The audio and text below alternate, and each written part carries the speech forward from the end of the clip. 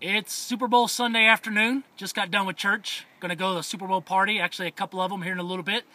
And hope you had a great time. I'm not gonna send this out till Monday, so I know by the time you hear this, you will have already had those festivities. So hope you got some good snacks and funny commercials, and maybe even the team you're rooting for won. I have to be honest, as a Cowboys fan, not only do most people in the country hate me as a Cowboys fan, but honestly, I don't care who wins. Ravens, 49ers, just hope it's a good game. Maybe it was. At this point, we'll know.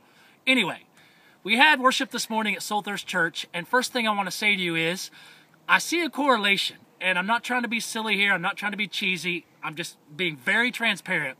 I see a correlation between asking you, this extended team of partners, to pray for Soul Thirst Church and our church plant and visitors coming through the door, and there's been an exact correlation between those prayers starting 3 weeks ago and actually seeing more visitors. I know it's all God. I know He has things figured out before we even ask Him.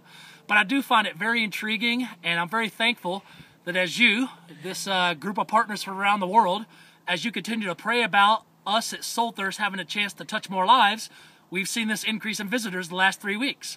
Today we had 3 more new families. And like I told you a few weeks ago, we usually get a family maybe per week, or maybe a family every other week sometimes. That's pretty good traffic coming through the doors and new people trying it out and seeing what Soul Thirst Church is all about. But today, 3 more families. Last week was 4, today was 3. That's 7 new families in 2 weeks. Extremely cool. So keep praying about that, and keep praying about the follow-up. Keep praying that we will have the attitude. It doesn't matter if they come to our church. We want them connected to the kingdom, to Jesus, to Him as Savior and as King and as returning King and everything that means. So keep that in your prayers. Also this week, a couple things happened that don't happen to me all the time these days. I had 2 young couples who were getting ready to get married reach out to me. And I didn't know either one. They actually came through, you know, like a friend of someone who recently got associated with our church or with our mission movement. And so talking to these 2 young couples, what I really love about it is they're people who want some counseling before they get married, but they're not people that have been connected to a church lately. So young couples that have some background in Jesus, some background in church, but they really have wandered away from that or put that on the back burner. And I love those opportunities. I love to see what Jesus does as we just talk about Him and marriage. And anytime you're talking relationships, especially relationships for life, God has to enter that equation. The giver of relationship, the giver of life, the one who tells us the way you got to think about this stuff is it has to be a big whoop.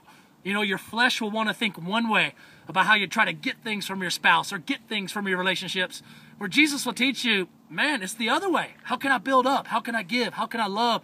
How can I dedicate myself to say this person is the person I want to make the greatest person that God has planned, and He's put them in my life so I can make them great. Not what I get, but what I give. So these kind of conversations that also come back to salvation conversations, you know, who Jesus has been for us, to give it all, I love that. And to have 2 young couples that I get a chance to do that with, like I said, last few years I haven't done a whole lot of that. The circles I've been in, the ministries I've been doing, I just haven't had those opportunities. So I'm stoked about that. It's true mission. I mean, it's really right there in the trenches. And imagine if you actually get a chance to be used by God to shape the future of a young marriage.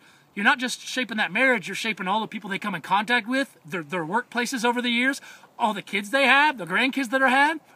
So I really try to trace it out and go, God, this is an opportunity not just for, you know, a young man and a young lady. This is generations of people maybe thinking different about you and about marriage, about their calling in marriage, in relationship, to serve you and to glorify Jesus. So I love that also. And then finally, I found it very interesting. 2 people that I know, 2 people, they're not full-time ministry, but they do some specialized ministries. Both of them reached out to me this week, and they said to me they're looking at doing more of a planting kind of ministry. I have the honor of being like a sounding board for so many people that are thinking about planting a mission movement or a charity or, you know, something foreign, but also something in America. And now these 2 people, these acquaintances, are now saying, man, I want to talk about it a little more. What I would beg you is, I never know really what to tell them, in the sense of you can't dream for someone else. You can't try to define what you think God is telling someone else to do. But I love to just ask them questions. I love to encourage them to let it be a wild adventure and a wild journey and not to rule anything out. So as I get the chance to mentor people, please hear me say that's very intimidating. You never feel adequate in mentoring people, especially other people of the Lord looking to go to try something really crazy. So pray that I will navigate that appropriately. We'll just kind of pull the dreams out of them that Christ has planned, not that we have planned. And just that those relationships are ones that, you know, as I'm built up by them, I can really continue to maybe light a fire under them to pursue what the Spirit is up to, and even help them define that, you know, this is what it sounds like you're telling me, this is what it sounds like your passion is, and where Jesus is opening doors, and kind of maybe help push them through those doors. So those are my requests this week. So many things going on, so much more I want to talk to you about, but I try to keep this to about 5 minutes. Last thing, I've said this the last couple of times, and only a handful of you have actually taken me up on it, but if you're hit by certain things by the Spirit, certain feedback, certain insights, certain things that as I'm offering prayer requests, you want to say something about that, please give me a phone call, shoot me an email, respond to this link email. You know, I send it out in an email, just respond right back to the email. Anything. I want to be sharpened by the Spirit in you, by what God's prompting you to say. And I love the sharpening, I love the encouragement, love the feedback. So please know this is a two-way street. Thanks for being partners. Thanks for being faithful in these prayer requests. I really trust that you're doing that. And thanks also for being faithful in the resourcing, the fiscal donations each month. That makes this stuff happen. Makes people get trained, makes church plans happen, gives me the time to chase some of these things the Spirit's doing, so I don't have to work another part-time job. I mean, you're helping with that. So just thanks for being a really important, integral resource in this mission that I very much feel called to. So blessings to you and your family.